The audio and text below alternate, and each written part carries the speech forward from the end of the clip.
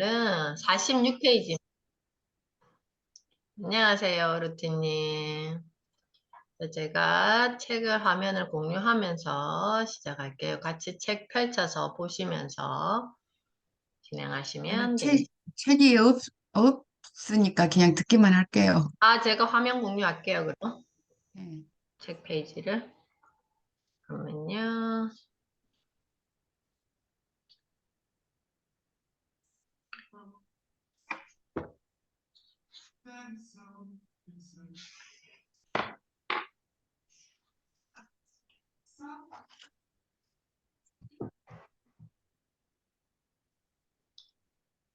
자, 오늘은 46페이지 편도체와 전전두 피질의 시소 관계 편인데요. 우리가 지금 4월부터 이 내면 소통이 진행됐었는데 4월에는 1회차에는 내가 나를 변화시키는 것이 가능한 이유에 대해서 했고요. 그리고 2회차에는 모든 소통은 내면 소통이다. 이거는 343페이지에 있는 거고, 그리고 세 번째는 지속적인 내면 소통으로서의 의식에 대한 이야기를 했었고요. 그리고 4회차에서는 인간 존재의 세 가지 범주와 마음 근력. 이거는 우리 회복 탄력성 책하고 좀 연결된 내용이었거든요. 그 내용이었고, 그리고 5회차에는 뇌는 생존하기 위한 세상을 왜곡한다. 편이었고요. 그러니까, 그리고 6회차에는 원시인의 뇌로 살아가는 현대인, 우리가 왜 이렇게 불안한가? 이거는 그 원시인의 뇌로 지금 현재도 현대 문명을 누리면서 살고 있지만 우리의 뇌의 상태는 원시인의 뇌의 상태이다. 그래서 이 편도체가 활성화되고 이 불안이 찾아온다라는 말을 구체적으로 해놓은 페이지였고요. 그리고 지난달 7회차에는 마음 근력 강화를 위한 교육의 중요성에 대한 이야기를 했었고요. 오늘은 8회차, 편도체와 전전두 피질의 시소관계. 아까 이거는 맥락적으로는 뭐와 통하냐 하면은 그 6회차에 했던 원시인의 뇌로 살아가는 현대인과 이게 좀 통하는 내용인데요. 페이지 상으로 보면 이게 쭉 연결되어 있는데 제가 왜 이렇게 이 두꺼운 책을 다 읽을 수가 없기 때문에 우리가 현재 시점에서 어떤 순서대로 내가 책을 보면 나한테 가장 이해되기 쉽게 책을 볼 수 있겠는지를 발췌독을 해서 저 나름대로 커리큘럼을 만든 거였거든요. 이제 이렇게 보고 나면, 그 김주환 교수님 강의라든지, 그리고 그 김주환 교수님 채널에 보면 김주환 교수 강의 모음 재생 목록이 있어요. 그래서 그거를, 쭉 연결해서 들어보시면 다 이해가 되실 거예요, 맥락적으로. 그래서 지금은 이 라이브 방송을 예전에는 제가 그 책 라이브 방송하는 그 시간대에 항상 매주 일요일 9시에 라이브 방송을 하셨는데 너무 무리하게 하셔가지고 지금은 라이브 방송을 하지 않는데 그 이전에 올라온 영상들이 쭉 많이 있으니까 한번 이렇게 일상에서 보시면 좋을 것 같아요. 이거는 편도체와 전전두 피질의 시소 관계 편인데요. 편도체를 안정화하는 습관을 뇌에 새기기. 편도체를 안정화한다라는 게 뭘까? 지금 상태가 어때요? 지금 상태가 지금 우리가 이 수업을 하고 있는 상태가 내 마음의 상태를 한번 잘 생각해 보세요. 편안한 상태인가요? 타타타님 어떠세요? 네, 편안합니다. 루티님 어떠세요? 네, 저도 오늘은 무슨 내용일까 궁금함을 응. 가지고요. 내 마음의 상태는? 괜찮아, 좋아요. 음. 아까 지원님은 아까 계속 심장이 떨린다라고 했는데, 지원님의 상태는 어때요, 지금? 저는 저희 패턴을 봤을 때 이렇게 굉장히 장기간의 프로젝트였을 때 거의 결정적인 순간 그 일주일간이 굉장히 뭐라고 해야 되지? 어, 이제 편안한 느낌, 이렇게 편안한 느낌은 아니고요. 약간 너무 불안하고 초조하고 이런 것이 조금 강해지더라고요. 음, 그래서 막 결정적일 때 그냥 손 놔버리는 이런 일도 생기고 그러더라고요. 제 패턴이 보니까. 음.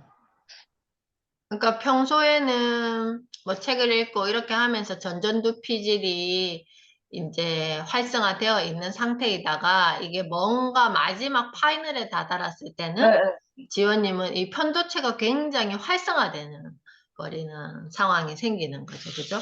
그래서 지금은 그런 상태다. 그래서 내 상태에 대한 걸 한번 잘 생각해 보시면서 편도체를 안정화하는 습관을 내새기기. 여기 첫 번째. 편도체와 전전두 피질은 하나가 활성화되며 다른 하나는 비활성화되는 경향이 있다. 우리가 열심히 뭔가에 이성적인 사고를 하면서 뭔가에 책을 읽거나 이렇게 집중할 때 막 마음이 불안정해지고 이렇지 않잖아요? 그죠? 그 말을 하는 거야. 편도체와 전전두 피질은 하나가 활성화되면 다른 하나는 비활성화된다. 근데 지금 막 이렇게 갑자기 얼굴 빨개지면서 막 가슴이 쿵쿵쿵쿵 뛰면서 막 뭐 화가 난다든지 아니면 뭔가 뭐 불안이 막 올라온다든지 했을 때 책상에 앉아가지고 내가 이 내면 소통 책을 다 열면 글자가 눈에 들어오겠어요. 이런 관계다. 그래서 하나가 올라가면 하나는 내려간다는 점에서 둘의 관계는 마치 시소와 같다. 따라서 마음 근력의 핵심이 되는 전전두 피질의 활성화를 위해서는 우선 편도체부터 안정화할 필요가 있다. 스트레스에 시달리는 대다수의 현대인은 편도체가 과도하게 활성화되어 있기 때문에 더욱더 그러하다. 근육보다는 머리를 써야 벗어날 수 있는 위기 상황임에도 불구하고 여전히 원시인처럼 편도체를 활성화하는 뇌의 작동 방식을 바꿔야 한다. 일단 편도체부터 안정화하지 않으면 전전두 피질의 활성화를 위한 마음 근력 훈련이 효과를 보기가 어렵다. 어떤 상황이 생겼어요. 뭔가 갑자기 이제 잘 학교를 다니고 있는 제 아들이 어, 엄마, 큰일 났어요. 자기가 사기를 당했대. 그러면 제가 생각할 때는 얘가 잘 학교로 다니고 있는데 저한테 전화가 와가지고 엄마, 사기를 당해서 내가 엄청나게 막 자기 입장에서 어른 입장에서 마찬가지. 아이 입장에서 많은 돈을 내가 사기를 당한 것 같아 라고 이야기를 엄마가 들었어. 그러면 엄마의 상태가 어떻게 될 것 같아요? 지연이? 저는 그러면, 그, 어, 일단 저는 이게 전두환 피질 이성 이게 안 될 것 같은 당황을 일단 가슴이 두근두근거리고 심장이 두근거리고 음, 근데 애 앞에서는 내색을 해야 하지 않는 건 머리로서는 알고는 있는데 음, 차분하게 대처해야 되는 건 머릿속으로 알겠는데 되게 하얘질 것 같은 느낌이 들어요. 음. 당황하고. 자, 타타타님 아들이 이제 뭐 지금은 결혼도 하시고 했지만 이제 막 대학 졸업할 시기에 아들이 그런 전화가 왔어. 그러면 타타타님 어떠실 것 같아요? 저는 아들이 아니라 제가 두 번, 세 번 당했어요. 그랬어요? 한 번 당했을 때 굉장히 애기 아빠가 병원에 입원해 있을 때 막 위급해갖고 어디로 실려가는 상태에서 그 전화를 받아가지고 음, 완전히 이성은 마비되고 음, 줄줄줄줄줄줄 따라가는 게 그 매뉴얼대로 음, 한 번 당하고 나서는 그다음부터는 이제 절대 음, 안 당하죠. 음, 그래도 또 당할 뻔 하다가 다시 또 이성이 돌아오더만요. 음. 그때 그런 상황이 생겼을 때 내 상태가 생각나시죠? 예, 그때는 이 시소, 편도체와 전전두 피지를 생각했을 때 어떻게 기울기가 되어 있는지 아시겠죠? 예, 이성이 전혀 마비돼 버려요, 그냥. 그죠? 생각 안 나요. 루티님, 어떠세요? 뭐, 딸이 그런 상황을 만났다. 그래서 엄마한테 갑자기 이러기가 갑자기 평온해 있다가 갑자기 그런 전화가 왔어. 그러면 루티님은 어떠실 것 같아요? 저는 좀 이런 쪽에 관심이 많아가지고 평소에 그래서 보면은 더 나쁜 상황을 생각하는 것 같아요. 그러니까 그게 안 했으니까 오히려 다행이다. 그 음, 생각 전환을 좀 잘 하는 편인데 그 음, 비슷한 경우가 저희도 있었거든요. 음, 20대 초반에 그 딸이 뭐 갑자기 뭔 전화 와가지고 음, 그래서 그게 뭐 남편이 뭐 주식 뭐 이런 거 해가지고 얘한테 뭔가를 이렇게 조금 하면서 이렇게 줬는데 이렇게 연습해 보라고 음, 그랬는데 그게 이제 급박한 뭐 하여튼 그런 전화를 받아가지고 음, 자기도 모르게 그걸 보내버린 거예요. 음, 그랬을 때 근데 남편도 그렇게 막 탓 안 하고 우리도 똑같은 생각에 잘 이렇게 해서 결론적으로는 해결이 잘 됐는데 음, 그쪽에서도 그 수사대에다가 전화를 하니까 음, 이런 일이 정말로 저기 한 사람들 다 당하는 거라고 음, 그러면서 음. 절대로 따님한테 뭐라고 하면 안 된다고 또 그쪽에서도 그렇게 또 얘기를 하더래요. 예. 그래서 저희는 그거 가지고 막 타박하거나 그런 거는 조금 아니고 잘 극복한 케이스인 것 같아요. 맞아요. 그거는 이제 전전두 피질이 굉장히 활성화된 사례잖아요, 방금. 그죠? 근데 보통 부모들은, 편도체가 확 활성화되지. 그 순간에 그 말을 들었을 때는 그렇게 활성화돼 버리잖아요. 제가 방금 이 이야기는 저의 사례예요. 어, 불과 한 달도 안 됐지? 한 3주 됐나? 이 사례인데, 그 아들이 택배를 하면서 그 트럭에 대한 지입 사기를 당한 거예요. 근데 저는 트럭 지입 사기가 뭔지도 모르고 그것도 그 차를 나중에 결론적으로는 다시 중고차로 팔 때 그 딜러가 그런 이야기를 하더라고. 이거는 트럭 지입 사기다라고 이야기를 하는데 어제 그 차값 나머지 그 캐피탈에다가 2,100만 원을 보냈는데 그 차는 결국 그 차량 가격은 1,200만 원에 중고차로 보낸 거예요. 그러면 이게 처음부터 그 중간에 한 1,000만 원 정도 트럭집 사기가 굉장히 많대요. 그 운송업체에서는. 그래서 트럭을 이 비싼 가격에 주는 대신에 일자리를 연결해 줄게. 이런 식으로 하는 거죠. 그러니까 트럭 가격은 뭐 1,000만 원짜리라도 이 트럭은 캐피탈을 끼고 한 2,000만 원, 2,500만 원에 팔아버리는데 그 중간 브로커들은 한 1,000만 원, 1,500만 원을 자기들이 가져가는데 캐피탈하고 이렇게 나눠 가져가겠죠. 그러면 2,100만 원을 냈는데 그 전에 10개월 동안 할부금을 낸 게 또 한 600만 원 정도를 이미 낸 거예요. 그럼 이 차 가격은 거의 엄청난 가격인데 우리가 그 차를 팔 때는 1,200만 원을 받은 차였죠.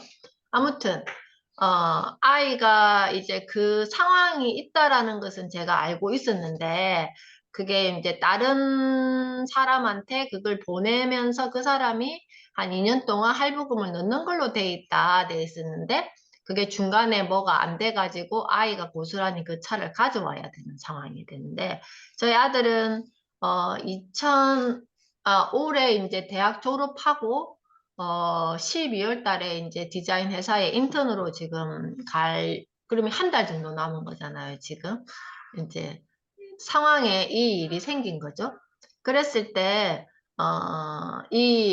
제 입장에서는 편도체가 활성화될 수 있는 상황. 근데 그 돈은 제가 다 일단 정리는 다 했는데 어떤 마음을 먹었냐면은 이 돈에 대해서 조금 더 결국은 다 제가 계산을 해보니까 한 2,500만 원 정도의 사기를 당한 거예요. 사기를 당했다는 것은 그 택배 알바를 3개월 하면서 월급을 하나도 못 받았고 결론은 그러면서 이 트럭을 가지고 온 상황이 됐으니까 그걸 다 토탈 합하면 한 2,500 정도가 되더라고요. 그래서 이 2,500은 배움 교육비로 지정하자 해서 그 배움 교육비의 세부 항목을 나눴어요. 그래서 1번은 아들과 엄마의 그 관계, 정서적 구멍 메움의 교육비 1,000만 원. 그리고 이 사기라는 시스템에 대해서 아이가 공부하고 엄마가 공부된 거에 대한 사기 교육비 1,000만 원. 그리고 나머지 500만 원은 예방접종비라고 생각했어요. 그렇게 하고 여기에 대해서는 엄마가 100% 책임을 질 것이니 너는 이 교육비의 가치를 훨씬 더 2,500만 원보다 앞으로 너가 사회생활을 할 때 더 큰 가치를 낼 수 있게 너가 네 어떤 경제적 자산 관리를 이렇게 했으면 좋겠어 라고 이제 아이랑 같이 구체적으로 이야기할 수 있는 이제 기회가 됐었는데 제가 이게 왜 이렇게 됐을까라고 생각을 하니까 그게 제가 작년만 해도 이런 일이 생겼으면 굉장히 편도체가 활성화되어 있었을 것 같아요. 왜냐하면은 2022년도에 저의 상태는 많은 사람들을 책임지고 있는 상황이었거든요. 그때는 유치원 원장을 하고 있었기 때문에 많은 직원들도 있었고 그에 따른 제가 책임을 져야 되는 상황들이 있었기 때문에 아들이 이 문제를 가지고 왔으면 저는 되게 힘들었을 것 같아요. 그런데 올해 이 상황에는 제가 계속 공부를 하고 수업도 하고 아무도 방해받지 않고 그냥 온전히 나에게 집중하면서 굉장히 전전두엽을 활성화시켰던 시기였던 거죠. 근데 그때 그 일이 생긴 거예요. 그랬더니 맥락적으로 제가 이거를 잘 이해할 수 있는 상황이 생긴 거죠. 그래서 이게 참 이것도 운이다라고 저는 생각을 하는 거예요. 이 흐름에서 내가 굉장히 어려웠을 때 시기에 마음적으로 힘들었을 때 시기에 작년에는 유치원을 폐원할 거라고 결정하는 것도 힘들었고 그리고 그걸 정리하는 과정에서도 힘들었고 여러 가지에서 굉장히 힘들었을 때 이 상황이 이 시기에 맞닿았으면 저는 굉장히 멘붕이었을 것 같다라는 생각이 드는데 이게 시기적으로 이때에 이게 와서 굉장히 딱 좋은 시기에 딱 공부하기 좋을 만큼의 교육비를 지급할 수 있었다라는 생각이 들어서 여러 가지 측면에서 아들도 많은 자기 딴에도 공부가 되는 것 같고 저도 마찬가지. 그래서 이게 이 아이 인생 전반으로 봐서 제가 만약에 그 책임지 주지 않았다면 아이는 빚으로 시작해서 빚으로 끝났을 거라는 생각을 해요. 사회생활을 할 때. 그래서 여기에서 마찬가지 우리가 근육보다 머리를 써야 벗어날 수 있는 위기 상황임에도 불구하고 여전히 원시인처럼 편두체를 활성화하는데 작동 방식을 바꿔야 한다. 근데 이게 말은 이렇게 쉽지만 굉장히 어려운 거예요. 그래서 일단 편도체를 안정하지 않으면, 왜냐면 내가 평소에 편도체가 안정화되어 있는지 안 되어 있는지를 계속 살펴봐야 되는데 그걸 어떻게 꾸준히 살펴보냐라는 거죠. 그래서 제가 내년에는 우리 여기 이 방에서 기획하는 게 PDS 다이어리 쓰기를 하면서 이 편도체를 안정화하는 거를 계속 내가 챙겨가는 한 해를 만들고 싶다라고 생각을 한 거야. 그러면 전전두피질을 어떻게 활성화하면서 그 속에서 내 마음 권력 훈련이 어떻게 되는지를 구체적으로 이제는 실습을 해보자라는 의미에서 제가 그렇게 타타타님하고 북클럽 하는 중에 생각이 났던 테마인데 아무튼 그렇다면 편도체가 활성화될 때 전전두 피질의 활성도는 왜 저하되는 것일까? 라고 또 질문을 했죠. 전전두 피질은 논리적이고 이성적인 정보를 처리하는 기관이다. 노벨 경제학상을 받은 심리학자 데니얼 카너먼의 개념을 빌려자면 합리적인 천천히 생각하기를 하는 기관이다. 자, 전전두 피질의 정의가 여기 나와 있죠. 전전두 피질은 논리적이고 이성적인 정보를 처리하는 기관인데 합리적인 천천히 생각하기를 하는 기관이다 라고 되어 있어요. 이걸 누가 이야기했다? 심리학자 데니얼 카너먼의 개념이다 라는 거죠. 끈기와 과제 지속력을 발휘하기도 하고 상대방의 입장과 나의 입장을 동시에 고려하기도 하고 창의성을 발휘해 문제를 해결하는 기능을 담당하기도 한다. 좀 더 구체적으로 여기 설명되어 있죠. 끈기와 과제 지속력을 발휘하기도 하고 상대방의 입장과 나의 입장을 동시에 고려하기도 하고 창의성을 발휘해 문제를 해결하는 기능을 담당한다. 어디가? 전전두 피질이. 그런데 생존이 위협을 받는 위기 상황에서는 이러한 논리적이고도 이성적인 천천히 생각하기는 별 도움이 되지 않는다. 수렵과 채집이 기본적인 생존 방식이었던 원시 시대의 선조들을 잠시 생각해보자. 토끼를 사냥하려고 돌도끼를 하나 메고 산을 돌아다니는데 갑자기 멧돼지가 때로 나타나서 덤벼든다. 한마디로 비상사태다. 이때 인간의 뇌는 매우 합리적으로 작동한다. 절체절명의 순간임을 알아챈 뇌는 편도체를 활성화하고 천천히 생각하기를 하는 전전두 피질의 기능을 잠시 멈춰 세운다. 그럼으로써 직관적이고 감정적인 빨리 반응하기에 의존하는 시스템으로 전환해버리는 것이다. 눈앞에 멧돼지가 나타나서 덤벼들 때는 차근차근 논리적으로 문제 해결 방안을 생각하는 것은 별로 도움이 되지 않는다. 나는 어떤 상태인가? 멧돼지의 입장은 어떠한가? 자, 멧돼지가 나타났는데 나는 어떤 상태인가? 멧돼지의 입장은 어떠한가? 멧돼지의 의도는 무엇인가? 등을 파악하는 그것도 긴박한 위기 상황에서는 별 도움이 되지 않는다. 그보다 차라리 모든 편도체가 활성화될 때는 모든 에너지를 근육으로 보내서 당장 도망가든지 아니면 싸우든지 해야 한다. 생각은 나중에 하고 일단 반응해야 살아남을 확률이 높아지는 것이다. 우리가 운동을 한다라는 것은 이 근육의 긴장도를 계속 꾸준히 텐션을 높이는 거잖아요.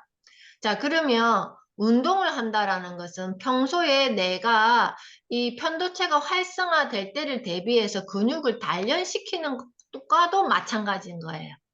운동을 한다라는 것은 근육의 텐션을 높이는 거기 때문에 계속 그거를 주파수를 주는 거죠. 그러면 이렇게 계속 운동을 해서 내 근육의 텐션을 높여 놓은 사람들은 그 편도체가 활성화되는 상황에 탄력이 생기겠죠. 그게 따라서. 그러면 훨씬 더 그걸 넘어가기가 쉬운데 그렇지 않은 이 느슨한 근육을 가지고 있는 사람은 이렇게 갑자기 에너지를 써버리면 다른 작동을 전혀 하지 못하는 일이 생기는 거죠. 그래서 장도 제2의 뇌라고 하거든요. 우리가 무언가를 막 스트레스를 받으면 어때요? 그 편도체가 활성화돼 버리잖아요. 그러면 내가 써야 되는 모든 그 에너지를 이 편도체 쪽으로 다 보내버리는 거예요. 그러면 장에서 써야 되는 에너지까지도 끌어당겨 가지고 편도체에 다 보내버리니까 장에 마비가 일어나는 거야. 애들이 시험 볼 때 막 스트레스 받으면 배가 아프다 하는 게 진짜 배가 아픈 거거든요. 그리고 막 우리가 스트레스 받으면 소화가 안 되는데 그럼 장 기능을 못 하고 있는 거예요. 지금 장에서의 그 소화 기능 그게 안 나오고 있다는 거예요. 작동이 안 되니까. 그래서 스트레스 상황에서는 의식하지 않아도 저절로 근육들이 긴장되면서 수축해 버리는 거죠. 근육이 과도하게 긴장하면 여러 가지 문제가 발생한다. 가령 과도한 특근육 긴장으로 이를 악물게 되면 특관절 장애나 수면증 이 같은 현상의 원인이 되기도 합니다. 이게 바로 지금 아이들이 영유아 그리고 초등학생 아이들이 겪는 틱 장애예요. 그러니까 지금 말이 틱이라는 게 망아지가 굉장히 활동성이 높잖아요. 얘들을 이 작은 울타리에 가둬가지고 막 자기가 해야 될 에너지만큼 소비를 못하게 하니까 막 날뛰는 이 정상을 틱이라고 하거든요.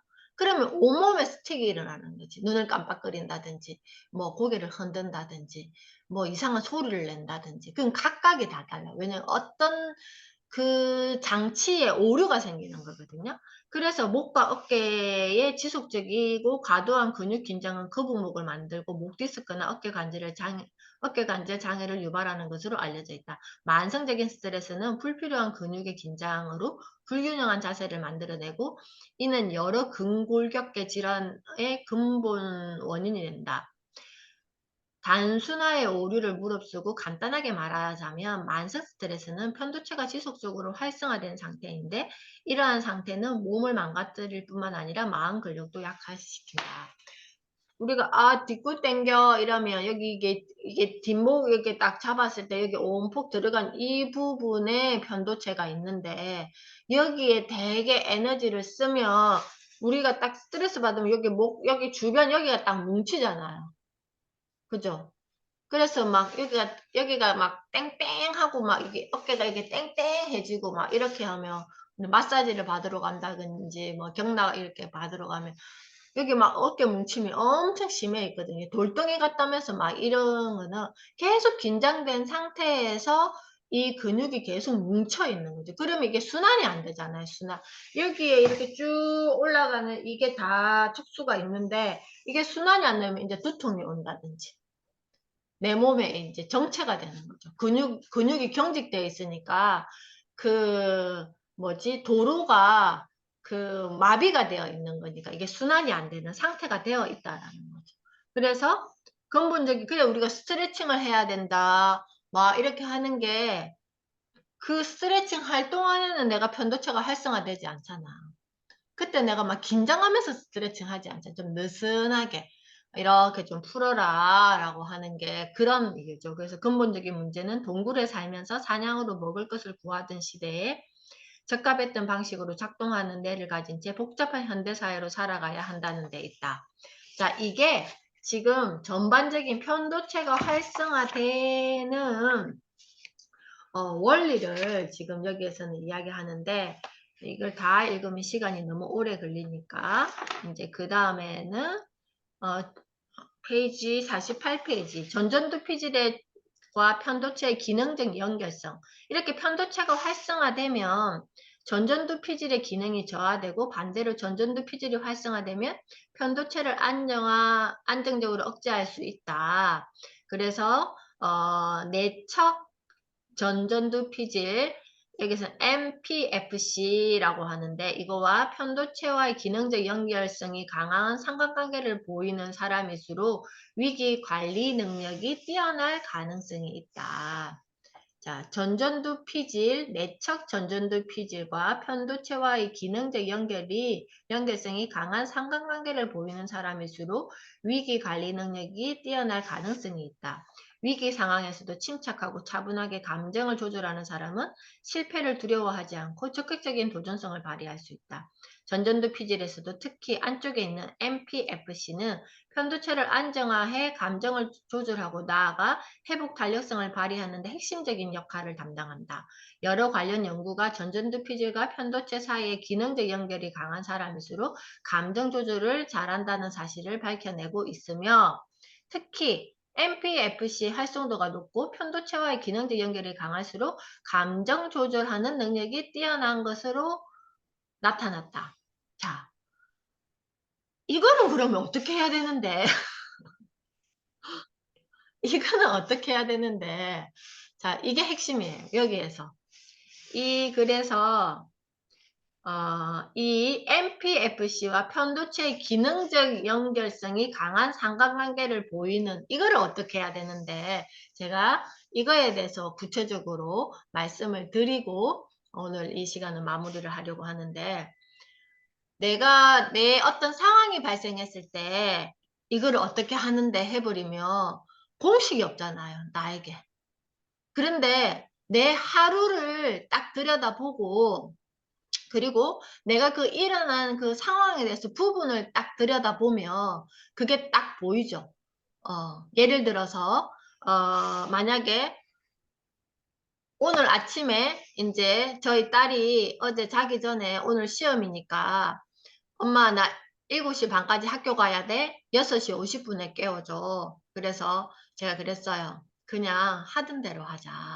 시험이 특별한 게 아니잖아. 그러니까 너가 평소에 8시에 일어나니까 그냥 그때 일어나서 평소처럼 챙겨서 가면 안 되겠니?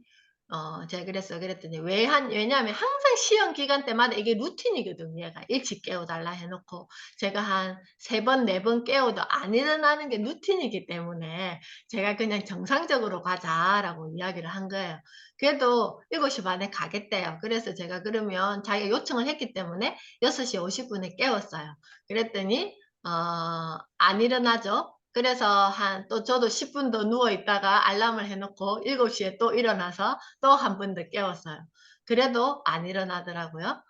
그래서 제가 또다시 저도 자야 되니까 또다시 제가 5분을 알람을 해놓고 7시 5분에 한 번 더 깨웠더니 안 일어나서 그러면 친구한테 그냥 아예 늦게 가자고 전화를 해. 7시 반에 약속하지 말고. 그리고 너가 일어날 시간을 다시 정했으면 좋겠어 하고 제가 다시 방으로 왔어요. 방으로 오고 이제는 일어나서 제가 가기가 이제 힘든 거예요. 자꾸 일어났다가 그래서 제가 전화를 했어요. 이제는 5분 뒤에 어떻게 하기로 했어? 그랬더니 일어나 있대. 이제 그러니까 이 상황을 한번 아침에 저는 이제 요즘에 겨울잠을 좀 자니까 좀 늦게 일어나는 편인데 8시나 돼서 일어나야 되는데 계속 지금 일어나는 상황이 됐잖아요. 그랬는데 제가 이 편도체가 활성화될 수 있지만 이걸 하나의 한 부분으로 이렇게 생각했을 때 얘가 어떻게 작동하는지를 제가 생각하고 나한테 최적화된 상황을 이렇게 생각하면서 계속 공식을 만드는 거예요. 저 나름대로. 근데 이거는 전체를 생각해버리면 굉장히 힘든데 그 아침에 30분만 딱 떼가지고 이게 지금 어떻게 작동되고 있는지를 제가 계속 보는 거예요. 그랬더니 얘가 결국은 7시 50분에 나가긴 했는데 그래도 저는 이거를 다이어리를 쓰면서 굉장히 시간을 쪼개면서 그때 일어난 상황에 대해서 계속 보는 연습을 했거든요. 그랬더니 이거를 내 하루의 전체로 보는 게 아니라 그냥 이 부분에서의 나의 최선은 뭘까? 내가 어떻게 작동하면 될까? 그리고 나한테도 무리가 되지 않고 아이에게도 시험 보러 갈 아이에게도 무리가 되지 않게 나는 어떻게 작동할까? 왜냐면은 내가 6시 50분에 안 깨워줬으면 엄마는 왜 나를 깨워달라고 부탁했는데 안 깨워줬어? 제가 그 말을 들으면 안 되잖아요. 그러면 깨워. 그리고 이 아이가 항상 저한테 요청하는 게 3번은 깨워줘. 엄마 내가 아침에 일어나기가 힘들거든. 그래서 3번은 깨워줘 라고 항상 부탁을 한단 말이에요. 그러면 저도 최선을 다해서 아까 3번을 깨웠잖아요. 6시 50분에 한 번, 7시에 한 번, 7시 5분에 한 번. 그리고 마지막으로 보너스로 전화 서비스까지를 이렇게 했잖아요. 그러니까 이렇게 순서대로 저 매뉴얼을 했고 그렇게 하고 나니까 아이는 자기가 정해놓은 시간에 그냥 편안하게 학교를 갔고 저는 그냥 항상 아침에 똑같이 엄마 다녀올게 하면 저는 그냥 have a nice day 하면서 얘를 보낸단 말이에요. 그럼 똑같은 루틴을 했던 거죠. 자, 이게 왜 가능하냐? 시간을 이렇게 쪼개서 그 부분만 딱 봤을 때 어떤 것이 최선일까? 여기에서 가장 아이에게도 유익이고 나에게도 유익인 게 무엇일까를 저는 계속 고민하는 거죠. 어떤 시간에도 마찬가지예요. 제가 한 2시간이 주어졌으면 이 시간을 어떻게 내가 만나면 나에게 유익이 될까를 계속 생각하거든요. 그러면 누가 나에게 공격적인 이야기를 한다? 그러면 이거를 내가 몇 분 동안 고민할 것인가? 왜? 이거를 내가 뭐 한 10분 고민할까? 아니면 그냥 버릴까를 그 순간에 결정하는 거죠. 그럼 고민을 해가지고 해결되는 문제면 고민을 해서 그걸 하지만 이걸 버릴까 하면 그냥 버려버리는 거예요. 어떻게 버린다? 그냥 눈으로 보여야 되잖아요. 버리는 게. 그러면 뭔가를 이렇게 다이어리에 써놓고 제가 지워버리든지, 아, 이건 내가 기분이 좀 안 좋았어. 그치만 내 마음에 담아두지 않을 거야. 하고 이제, 그러면 버리는 거예요. 그게 저한테는 버려지는 거예요. 자, 이게 평소에 내가 이런 공식들이, 조그마한 공식들이 나에게 많이 쌓여 있으면 딱히 뭔가 크게 화나는 일이 없어요. 근데 그 중에서 더 중요한 거는 내가 가장 내 삶에서 중요하게 생각하는 게 무엇이지에 대한 지표가 있어야지만 이런 것들이 굉장히 사소한 거다라고 제가 생각할 수 있는 거예요. 그래서 저는 저 삶의 큰 이정표를 이미 그려놨기 때문에 나는 내가 이런 걸 만들고 이렇게 공부를 해서 여기까지를 갈 거야 라는 게 이런 걸 만들어서 내가 교육자로서의 내 역할을 하고 마무리를 할 거야 라는 게 저는 크게 그려놓은 그림이 있기 때문에 그거에 가까이 가기 위해서 내가 하루를 살아가고 있는 나에게 이 아이에 대한 아침의 기상에 대한 거, 이 아이가 시험을 만나는 거에 대한 일상은 큰 부분이 아니다는 거죠.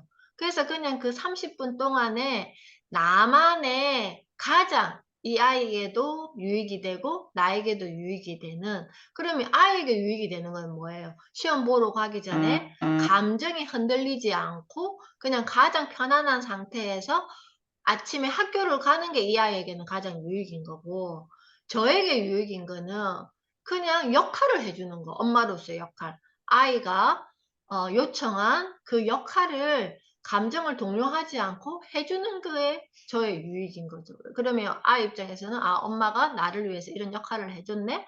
그러면 나의 상태도 이렇게 정돈이 되고, 이게 이 책에서 말하는 내적 전전두 피질과 편도체와의 기능적 연결성이 강한 상관관계를 보이는 사람의 형태, 그 부분을 제가 이야기하는 거예요. 그러면 편도체는 어떤 생각을 하냐면, 일단 편도체가 불안정되어 있지 않잖아.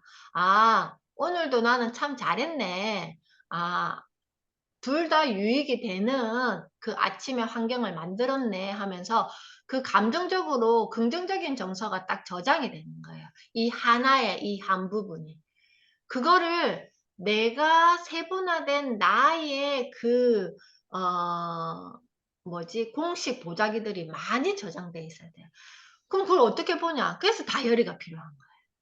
그 다이어리 속에 나를 계속 저장을 시켜 놓는 거죠.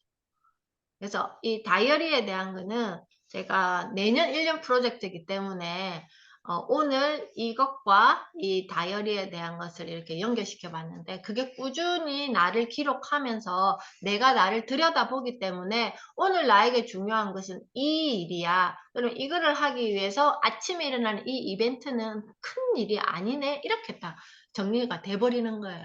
굉장히 내적 전전두 피지를 활성화시켜 버리는 거죠. 이해되셨죠? 그래서 이게 전전두 피질과 편도체의 기능적 연결성이에요. 그 나머지는 이 책의 또 내용을 자세히 보시면 나오실 건데, 자, 오늘 루티님 이렇게 쭉 이야기 들으시면서 무슨 생각을 하셨어요? 요즘 되게 많이 생각을 하는 부분인데, 그러니까 어떤 일에 대해서 몰입이 하려고 하면은 비전이 있어야 된다고 그거를 최근에 어디서 들었거든요. 몰입해야지, 몰입해야지. 몰입할 때 되게 거기 시공간을 초월한다는 상태인데, 그때, 그때가 지금 말씀하시는 것 같이 뚜렷한 자기만의 그 비전을 보고 목표 지향점이 확실하게 있다 그러면 음, 중간의 과정들이 거기에는 무수하게 많은 일들이 벌어질 거잖아요. 좋은 일, 나쁜 일, 역경도 있을 음, 거고. 음, 근데 그 안에서는 그게 큰 일이 아니라는 거죠. 그 비전을 이미 알고 있기 때문에. 맞아요. 그래서 내려갔을 때는 아, 네가 지금 이맘때 이만큼 왔구나.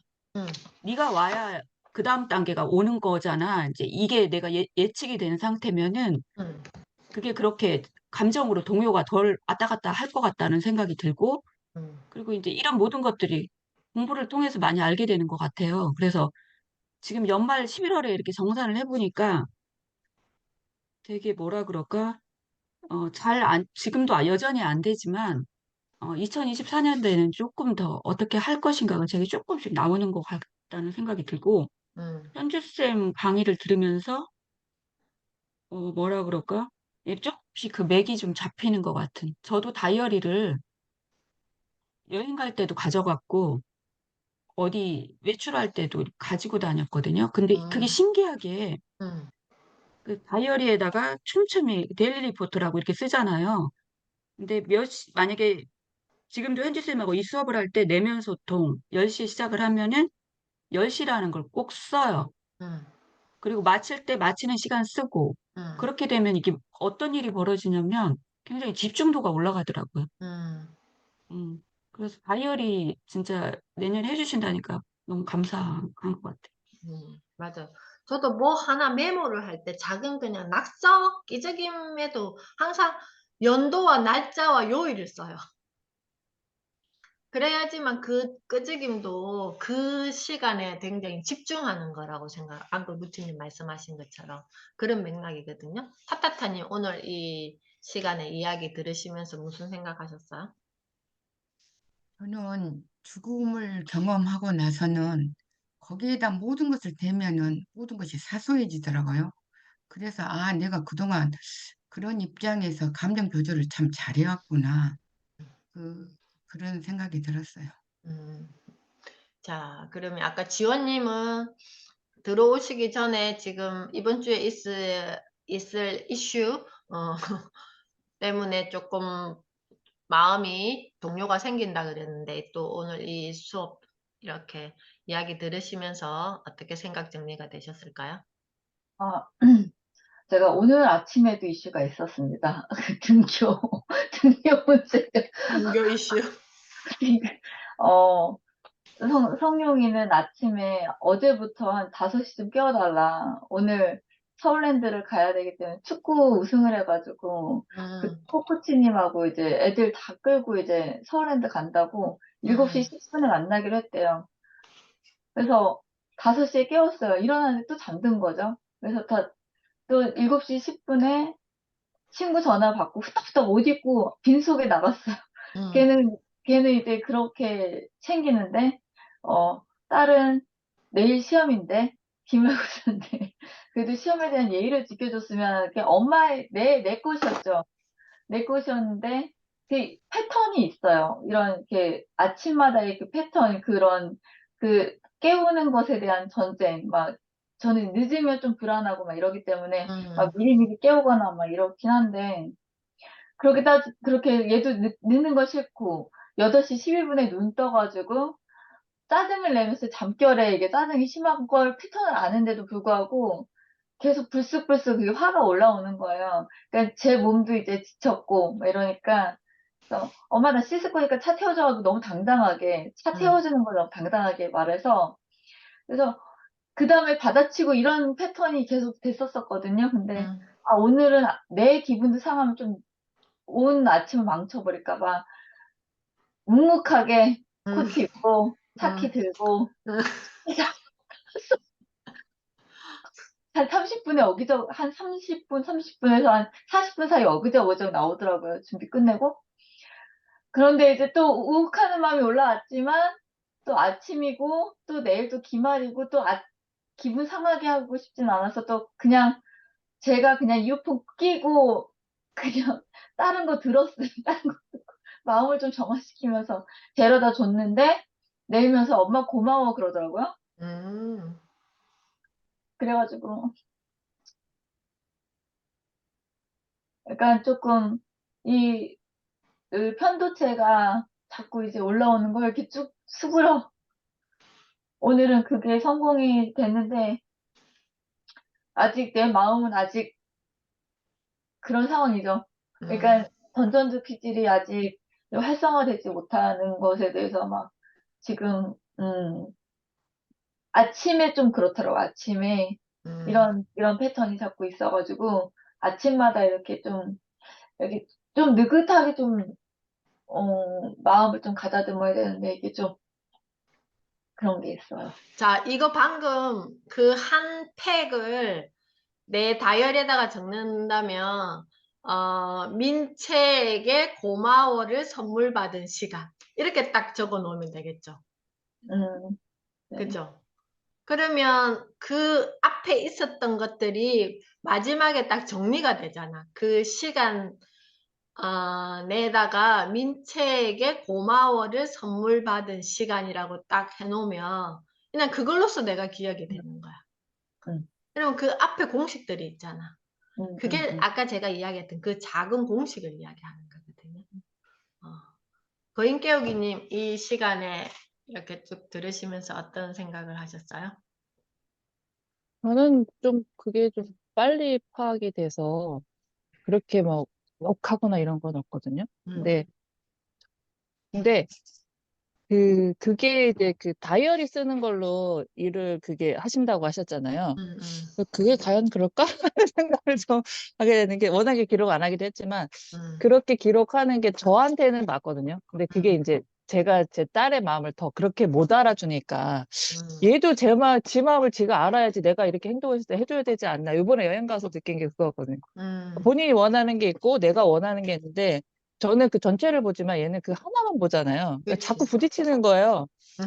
그거라서 계속 상기하게 다시 한번 생각해 볼라 해도 그거에 대해서 또 승질을 내는 거예요. 그래서 자기가 왜 자기 원하는 대로 해줘야지 자꾸 다시 생각하라고 하냐고 짜증을 내더라고요. 그래서 그런 걸 보면서 아 그걸 어떻게 끌어내지? 같이 다이어리를 쓰자고 할 수도 없고 얘는 싫어 쓰는 거 엄청 싫어하거든요. 그래서 그거를 어떻게 다르게 표현할 수 있는가에 대해서 오늘 좀 생각을 하게 됐어요. 자기를 돌아볼 수 있는 계기. 자꾸 생각하라니까 짜증내고 하니까. 그쵸. 왜냐면은 아이들이 그때는 이게 지금 생각하는 내가 아니라 행동하는 게 굉장히 그러니까. 활발한 시기인데 엄마는 자꾸 그 순간순간마다 생각하라니까 얘는 짜증나지. 그러니까 그거는 또 우리 민선이만의 또 그 민선이는 몸으로 움직여서 하는 거가 굉장히 에너지가 좋은 아이이기 때문에 가만히 생각하려면 얘 굉장히 힘들어요. 얘는 운동장에 뛰어다니면서 수학 공부를 해야 되는 아이거든요.